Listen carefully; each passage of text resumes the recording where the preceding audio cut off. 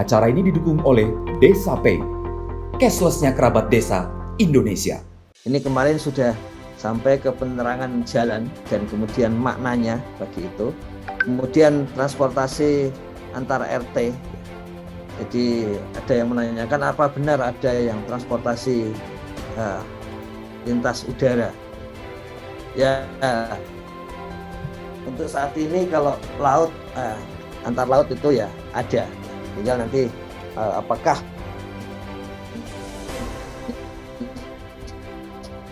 halnya landas itu ada di RT-nya, sebetulnya seperti itu. Jadi supaya kita tahu wilayahnya seperti apa. Jadi ketika pemetaan, ketika data awal misalnya dulu kami sempat diminta memetakan desa-desa yang waktu itu belum ada komunikasi, belum lancar karena terkena tsunami gitu di Aceh gitu. Itu ada berita sampai ke Jakarta ya.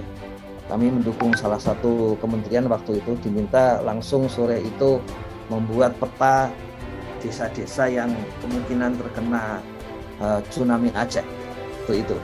Jadi langsung sorenya, dan di situ kemudian terbaca bahwa seandainya kita punya data bukan hanya desa tapi data level RT, meskipun petanya itu peta tematik, peta yang langsung satu wilayah itu diblok begitu. Kalau wilayahnya RT maka bentuk petanya pasti lebih kecil lagi ya. Kalau istilah orang pemetaan ya lebih cantik lagi gitu. Karena meskipun diblok tapi bloknya kecil-kecil. Jadi itu yang antara lain menunjukkan kegunaannya kalau sampai level RT untuk sampai keperluan dadakan pemetaan tematik gitu. Dan apakah ini bisa? Ya, jadi kerjasama dengan BIG dan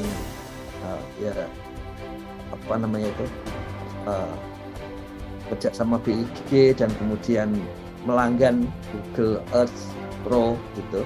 Itu digunakan untuk membuat pemetaan di desa, dan itu tidak hanya untuk ya waktu itu untuk air ya, tapi untuk wilayah yang di situ ada lapangan terbang, maka pelaksana transportasi yang udara ini sebagai bagian di dalamnya. Kemudian panjang jalan, jadi tidak hanya jalan terbanyak, permukaan jalan terbanyak gitu, tapi ini sudah panjang jalan di tiap RT. Jadi memang salah satu yang sering ditanyakan oleh kementerian yang berkaitan dengan infrastruktur itu, betul desa butuh jalan, dan kemudian jika untuk keperluan yang sifatnya nasional meskipun itu di desa, maka kementerian juga bisa langsung, kementerian yang berkaitan dengan infrastruktur juga bisa langsung menjalankan. Tapi ada berapa itu? Ada berapa panjang yang harus diperbaiki. Makanya sejak lama memang dibutuhkan data panjang jalan ini, panjang jalan. Termasuk adalah jalan-jalan yang bukan aspal dan yang bukan diperkeras. Itu jalan-jalan yang harus segera diperbaiki. Meskipun jalan papan di atas air ini kadang-kadang sudah ada sejak beberapa tahun yang sebelumnya, bahkan sampai belasan tahun sebelumnya untuk desa-desa air gitu. Tapi ini intinya adalah satu kebutuhan tentang jalan itu bisa muncul ketika dia munculnya masih banyak atau ada jalan nomor 3, nomor 5 dan nomor 6 terutama seperti itu. Jadi, dan kalau memang mau jalan bagus, maka harus jalan aspal. Ini sebetulnya garis miring beton. Jadi kalau beton selalu diletakkan di paling tinggi sama dengan aspal gitu. Kalau mau jalan yang paling bagus maka ada di sana. Kemarin pertanyaan Kang Iman tentang jalan itu berkaitan dengan itu. Dan memang salah satu komponen kementerian yang masuk dalam rancangan undang-undang jalan itu sekarang ada termasuk Kementerian Desa gitu. Karena sekarang mulai ada klasifikasi khusus mengenai jalan desa yang dulu tidak ada, yang dulu istilahnya jalan non status begitu. sekarang namanya jangan sampai ada non status, tapi kemudian diganti menjadi jalan desa. Kemudian kendaraan bermotor roda 4, kita tahu bahwa di kuesioner keluarga itu ada indikasi atau informasi mengenai berapa anggota keluarga yang menggunakan angkutan umum. Itu dari sisi seperti biasa, dari sisi demand, kebutuhan.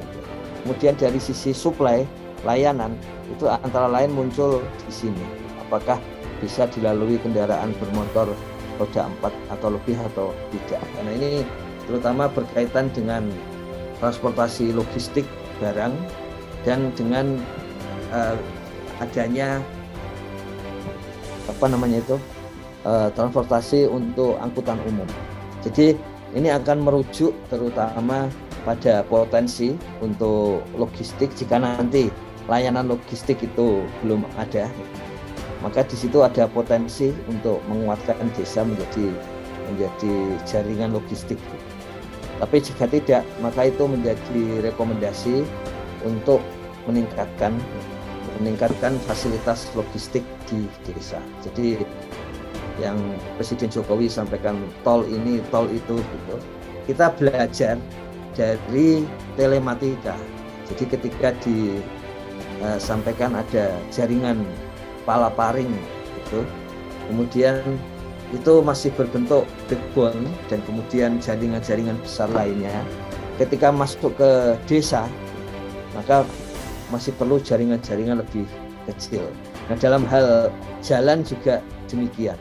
Jadi ketika logistik sudah sampai di kota kabupaten, bagaimana ke kota kecamatan, dan kemudian bagaimana ke desa. Jadi kalau belum sepanjang tahun hasilnya, maka di situ akan muncul rekomendasi untuk memperlebar dan memperkuat kondisi jalan untuk masuk desa. Jadi seperti biasa akan ada pro kontra, apakah itu rekomendasi atau justru sebaiknya tidak ada jalan masuk gitu. Tapi konsep dari pembangunan tentu saja kalau semakin ada jalan masuk, maka peluang manfaatnya lebih besar daripada kerugiannya. Dan seperti biasa kalau jalan masuk, jangan-jangan nanti budaya yang buruk jadi menggerus ke desa dan sebagainya. Tapi di pihak lain, informasi akan lebih cepat diperoleh desa, termasuk berbagai fasilitas-fasilitas baru. Dan salah satu indikasi dari desa itu dinamikanya akan semakin tinggi adalah keberadaan angkutan umum yang bisa masuk ke desa. Jadi ini semakin tinggi keberadaan angkutan umum masuk ke desa, atau kalau di sini punya trayek tetap operasionalnya setiap hari siang dan malam, itu tentu saja kita bisa langsung punya bayangan bahwa dinamika ekonomi, ya terutama ekonomi maupun sosial tentu saja di desa itu sudah sangat tinggi. Jadi rekomendasinya akan berbeda kalau di situ tidak ada angkutan umum. Tentu saja rekomendasinya di sini berurutan. Jadi harus ada demand dulu, warga yang membutuhkan, kemudian layanan jalan, prasarana dulu, baru kemudian sarananya, yaitu angkutan umum. Jadi logika atau algoritma dari penyusunan rekomendasinya berkaitan dengan transportasi seperti itu. Jadi ada permintaan dari data keluarga, kemudian ada prasarana, jalannya seperti apa. Setelah itu kemudian konsekuensi terhadap sarananya. Jadi trayek angkutan umum kalau masih belum tetap, berarti masih ada rekomendasi untuk meningkatkan aktivitas transportasi di sana. Tentu saja tanpa komoditas atau jasa dari desa juga tidak akan butuh transportasi.